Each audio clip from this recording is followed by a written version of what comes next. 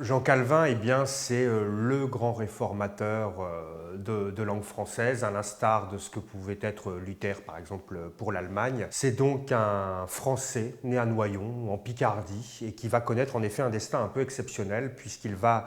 avoir à charge non seulement la prise en charge de la réforme à Genève, mais il va aussi porter le message luthérien hors des frontières de Genève, mais de l'Allemagne également, et vraiment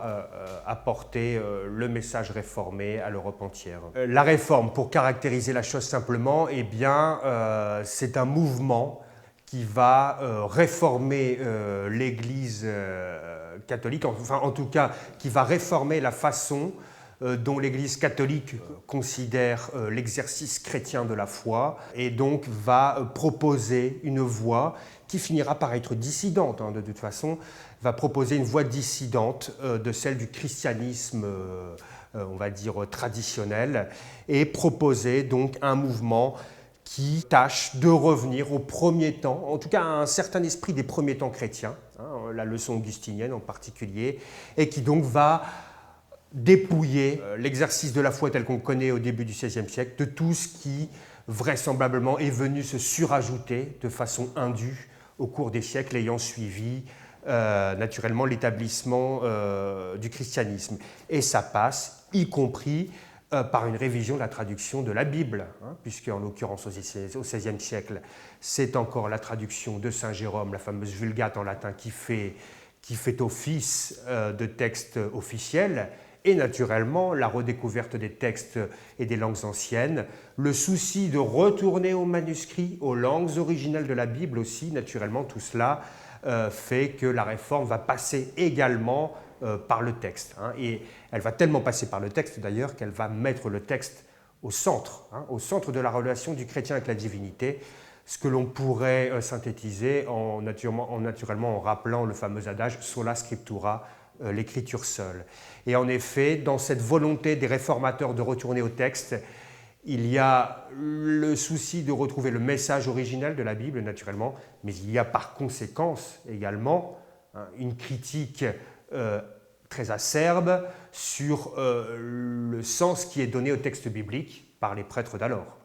Naturellement, il y a un message qui a été vraisemblablement dévoyé et pour cause parfois de mauvaises traductions aussi par rapport à ce qu'était l'intention originelle des écrivains des premiers textes bibliques.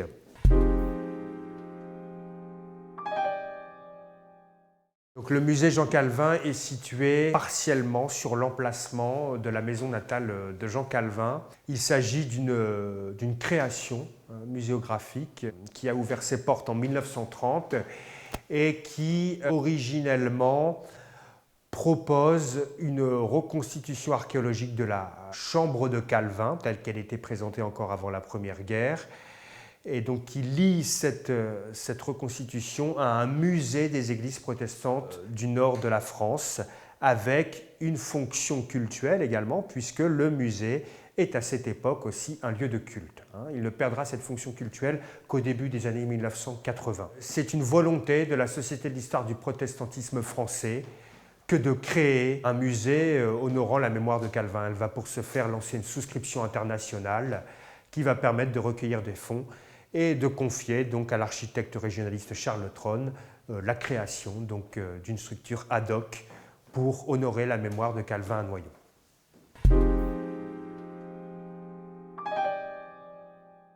C'est vrai que ce musée n'est pas un musée monographique uniquement consacré à Jean Calvin, puisque Calvin a une œuvre qui s'est traduite vraiment politiquement dans l'espace européen du XVIe siècle et qui donc nécessite de considérer ces différents aspects. Donc nous considérons successivement l'histoire de l'imprimerie, puisque l'imprimerie va être le vecteur déterminant de l'expansion de la réforme au XVIe siècle. Nous considérons ensuite l'humanisme chrétien, également l'enracinement de la réforme dans la pensée de Luther. Donc nous posons les bases de cette réforme calvinienne. Et puis ensuite, donc, nous abordons l'histoire de Calvin proprement dit, depuis l'enfance noyonnaise jusqu'à Genève. Et au travers donc, de cette existence de Calvin, le déroulé politiques du royaume de France au XVIe siècle en particulier. Donc nous considérons quelles sont les forces en présence, camp catholique avec les Guises, chefs protestants avec les Coligny. Nous considérons naturellement les guerres de religion qui vont nous mener jusqu'à la fin du XVIe siècle. Donc la signature de l'édit de Nantes, naturellement, qui ouvre une relative période de liberté pour les protestants au XVIIe siècle. Période qui nous mène à la révocation en 1685 et l'ouverture du siècle du désert, qui est donc ce XVIIIe siècle qui va être le plus contraignant pour l'exercice de la foi protestante en France, et ce donc jusqu'à la veille de l'Ancien Régime avec la signature de l'édit de tolérance en 1787. Donc nous considérons différents aspects liés au protestantisme également, en abordant des thèmes transversaux. Je pense à l'architecture protestante, je pense à la musique protestante, à la satire protestante, et ces différents thèmes, ainsi qu'au culte des images aussi, ces différents thèmes qui sont tellement constitutifs de la Réforme, eh bien, se doivent d'être abordés. La muséographie, donc ici, s'attache surtout à présenter Calvin à travers son œuvre, à travers naturellement son ancrage picard, et nous abordons abondamment Calvin, la Picardie, ce qu'il a puisé de la Picardie pour son message futur, en le replaçant naturellement dans les lieux qu'il a pu décrire au cours de sa vie, mais disons aussi que Calvin a une discrétion quasi pathologique à l'endroit de son existence. Mettons-le en contraste avec Luther quelques instants, quand Luther parle abondamment de lui, vous connaissez même peut-être les propos de table de Luther, et bien pour Calvin, Calvin ne parle quasiment jamais de lui-même,